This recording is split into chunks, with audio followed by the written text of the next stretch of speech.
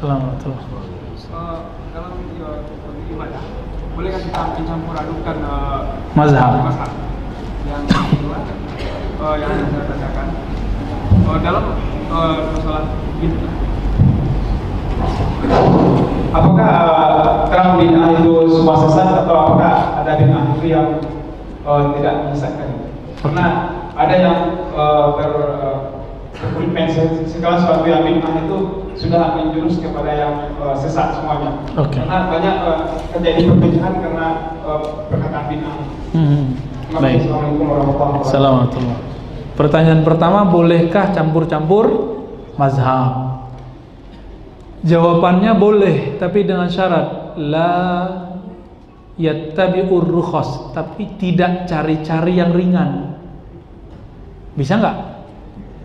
Nggak bisa. Susah, ya. Karena susah, udah satu mazhab aja. Siapa yang ngerti? Mazhab Syafi'i udah khatam belum? Maka di sini saya harap nanti pengurus pertimbangkan, buka kajian matan takrib. Matan takrib itu matan terkecil terlengkap untuk mazhab Imam Syafi'i, ditulis oleh Imam Abu Syuja. Buka kajian di sini. Tapi kitab itu ikhtisar, tidak menyebutkan dalil karena ikhtisar. Ikhtisar artinya apa? Ringkasan. Nanti dalilnya ditulis nanti oleh beberapa masyaikh belakangan, ya, namanya taqyid ala matan takrib, ya, ditulis oleh guru-guru kita di luar sana. Bolehkah?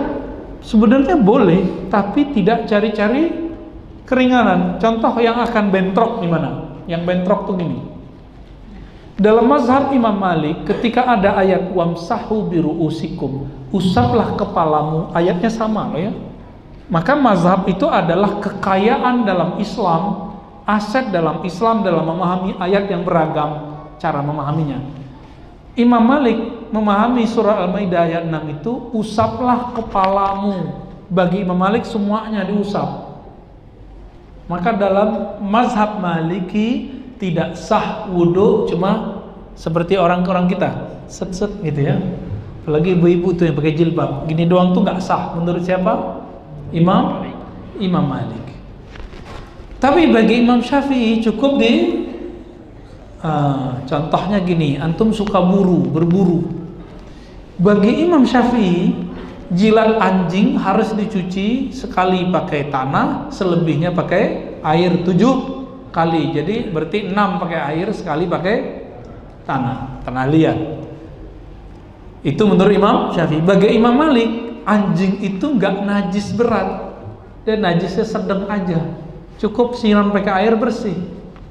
Imam Malik. Maka para pemburu, apa namanya bahasa kitanya itu, khinzir, babi itu bahasa aslinya apa Pak? Kondiak. Alex sama kayak di Payakumbuh ya, samo. Celeng kata orang Cirebon ya. Babi utan gitu sama juga ya.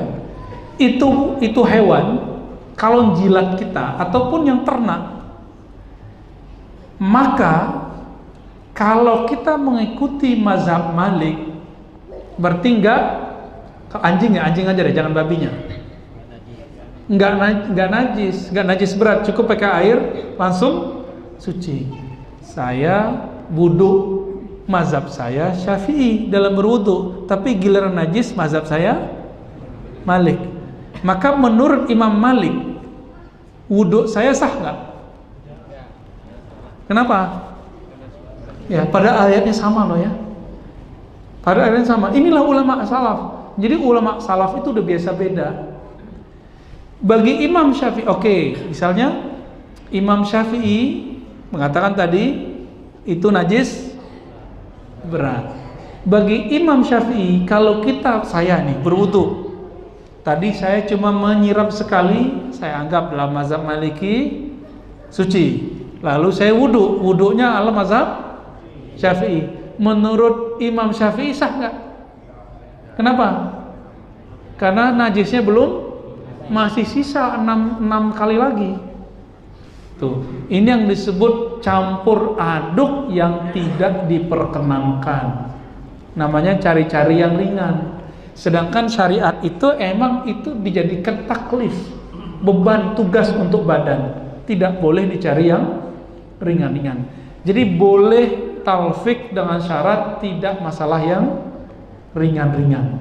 Contohnya talfik gini, ngimamin kadang bismillahnya dijaharkan, kadang tidak. Nah, itu nggak ada masalah, itu nggak apa-apa.